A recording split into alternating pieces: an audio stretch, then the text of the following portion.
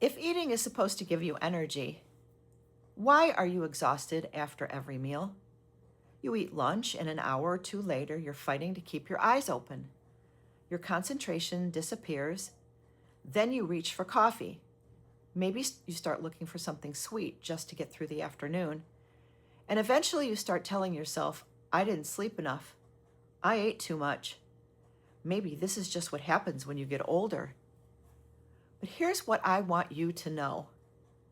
If this keeps happening after you eat, your next cup of coffee may be covering up the question you actually need to be asking, because your blood sugar can look perfectly normal while your body is producing more insulin than you realize to keep it there. And if nobody ever looks at fasting insulin, that part of the story can be completely missed. So I'm going to show you what potentially is happening after that meal, why this can affect the way your body handles fuel, and most importantly, what you can start changing with your very next meal. I'm Dr. Kim, a board-certified naturopathic doctor, and I review blood work almost every day. My mission on this channel is to help you recognize your symptoms, understand your lab work, and know what to do next, so you can change your future before type 2 diabetes does. Now, I don't want you diagnosing yourself based only on fatigue, but being tired after eating does not automatically mean you have insulin resistance. Fatigue can have many causes: poor sleep, anemia, thyroid problems, medications, dehydration, inadequate nutrition, and other medical conditions. But when someone tells me every afternoon after lunch, I can barely stay awake, and I want to know why, especially if they're also telling me they're hungry again a couple of hours later, craving sweets, gaining weight around the middle, or struggling to lose weight. That's when individual symptoms can begin forming a pattern. So let's make the physiology easy. You eat a meal containing carbohydrates, and many of those carbohydrates are broken down into glucose. Glucose enters your bloodstream, your pancreas releases insulin, and insulin helps regulate that glucose and promotes its uptake and storage in insulin-responding tissues. That's perfectly normal. But now imagine that some of those tissues, particularly skeletal muscle and fat, aren't responding to insulin as efficiently as they once did. Your pancreas doesn't necessarily stop doing its job. In fact, initially, it may do the opposite by working harder. It can produce more insulin to help overcome that resistance. And here's why that matters when we're talking about energy. Your cells need fuel. Glucose is a major source of that fuel, and skeletal muscle is a major place where insulin helps stimulate glucose uptake after you eat.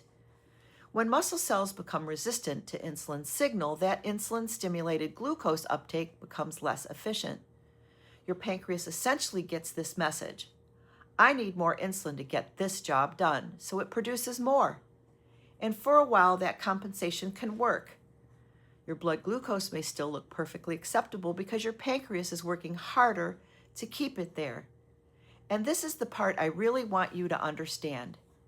You can have plenty of glucose circulating in your bloodstream while your body is becoming less efficient at handling that fuel. Your cells ultimately convert nutrients into ATP, the usable energy that powers cellular work.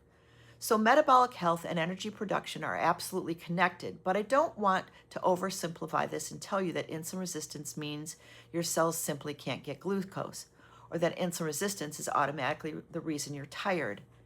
That's not physiologically accurate. What I'm saying is this: if you're repeatedly crashing after meals, your body's ability to regulate and use fuel efficiently deserves our attention. And here's where a normal blood sugar can fool you.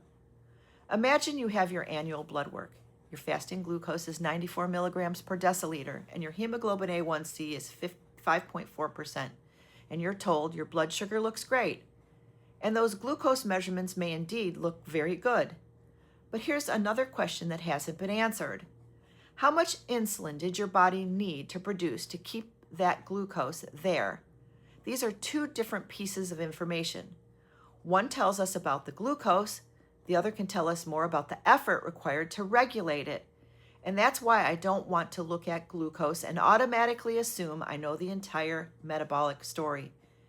If you're sitting there thinking, wait a minute, I do crash after meals, I do crave sweets, and I'm struggling with my weight, I created a free 1-minute insulin resistance risk assessment. The link is below this video.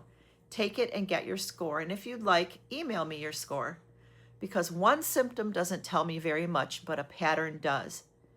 Now let's get back to lunch.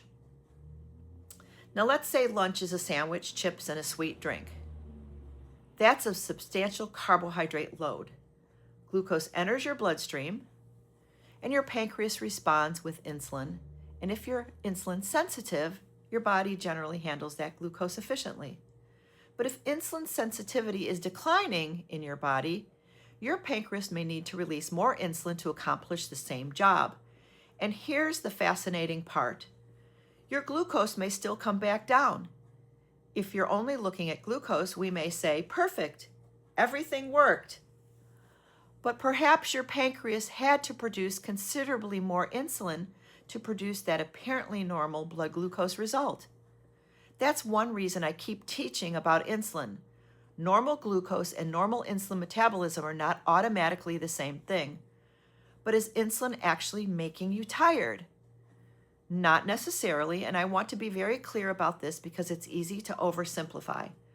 Post-meal fatigue can be influenced by your meal size, meal composition, changes in glucose, insulin response, sleep, medication, circadian rhythm, and your overall health. Some people also experience a substantial rise and a subsequent fall in glucose after every carbohydrate-heavy meal. That glucose doesn't necessarily have to fall into a clinically low range for someone to notice they don't feel well. They may say, I can't keep my eyes open. I can't think. I'm hungry again. I need something sweet. I get irritable. And what happens next? They grab something sweet. They drink more coffee. And they eat crackers. And temporarily they may feel better, but a couple of hours later they're tired or hungry again. Now look at the pattern. Carbohydrates, energy, crash, craving, more carbohydrates, temporary energy, another crash. And the person thinks they have an energy problem. But sometimes the better question is, why can't my body maintain steady energy between meals? That's a much more useful question. So how do you start fixing the energy crash? Clients ask me.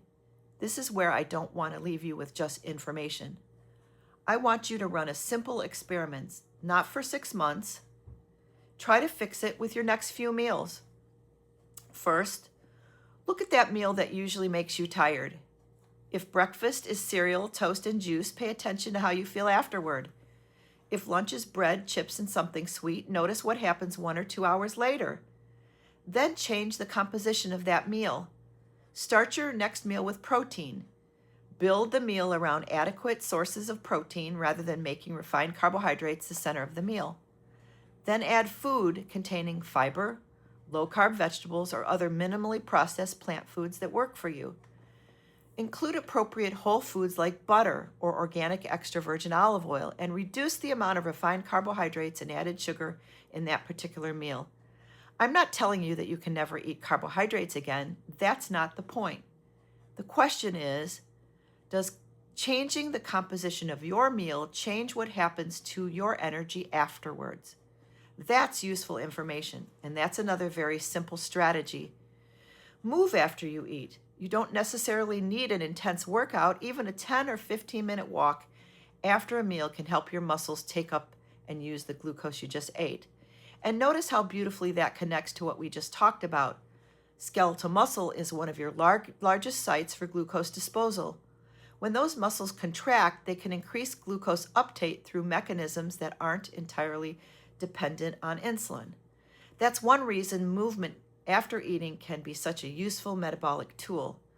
So instead of eating lunch and immediately sitting for the next 3 hours, get up and move. Then pay attention. How do you feel? Are you still falling asleep at 2 o'clock? Are you craving different? Are you staying satisfied longer? Now you're learning something about your own physiology. Don't fix the crash with the thing that may be contributing to it. That's our next topic. And here's another mistake. Someone crashes at 3 o'clock, so they eat something sweet, and they feel better temporarily. And they conclude, I need sugar because my energy was low. And maybe that's not the lesson. Maybe you just started the cycle again. If this pattern is happening repeatedly, I would rather figure out why your energy isn't stable than spend every afternoon chasing it with sugar and caffeine. That doesn't mean you should ignore true hypoglycemia symptoms or medication-related low blood sugar. If you're using glucose-lowering medication or experiencing significant shakiness, confusion, faintness, or other concerning symptoms, that deserves appropriate medical evaluation.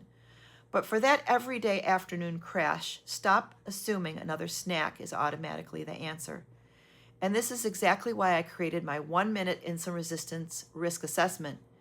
If you're recognizing yourself in several of these patterns, fatigue, cravings, abdominal weight gain, difficulty losing weight, or being hungry again soon after eating, take the assessment below. If your score concerns you, email it to me. The purpose isn't to diagnose yourself from a questionnaire. It's to recognize when your symptoms may deserve a closer look. And then I want to see blood work. Changing your lunch is useful, but if this keeps happening, I don't want to guess. I want data. I'd want to consider your fasting glucose, your fasting hemoglobin A1C blood tests, and your triglycerides and HDL. And I would want to know something that is frequently missing from most labs. What is your fasting insulin blood test? Because glucose and insulin give us different information.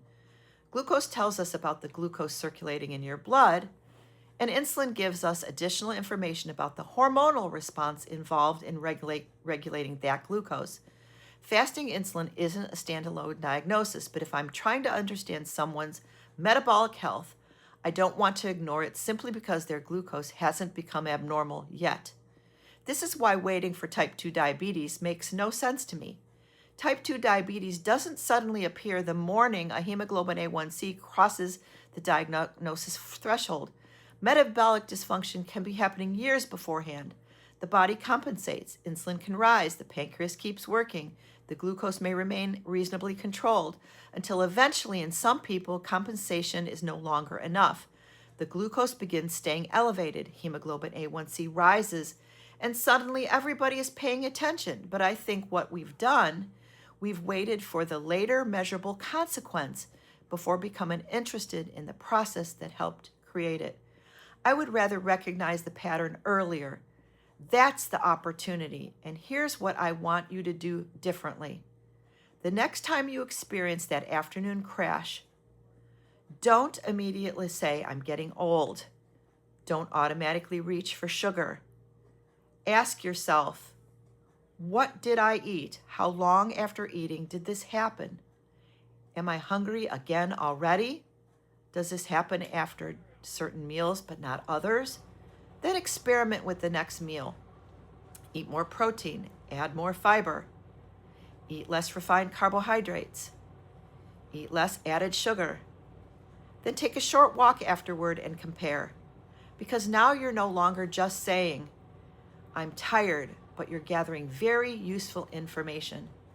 And if that fatigue persists, regardless of what you're eating, or if it's severe, new or unexplained, don't assume it's insulin resistance. That's when other causes need to be investigated with the appropriate healthcare professional. Your doctor may tell you your blood sugar is normal and is really good, but is it? So now you need to ask another question. How hard is my body working to keep my blood sugar normal? Because a normal glucose result tells us what glucose was. It doesn't necessarily tell us everything your body had to do to produce that result. That's why a fasting insulin test matters to me. That's why your symptoms matter, and that's why the pattern matters. If you're frustrated by fatigue, particularly after eating, take my free 1-minute insulin resistance risk assessment. The link is below. Take it and email me your score. And if you'd like me to look more closely at your particular situation, you'll also find the link for a 30-minute coaching call with me along with my email address. Because here's what I don't want you to do. Spend the next 5 or 10 years waiting for your glucose or hemoglobin A1C finally to become abnormal before you start paying attention to your metabolic health. Type 2 diabetes is not necessarily where this story begins. It's often where we finally recognize that there's a really serious problem. I'm Dr. Kim, the insulin resistance doctor, and the next time you're exhausted after lunch, don't just reach for coffee or another sweet. Ask yourself, what did I eat and what is my body telling me?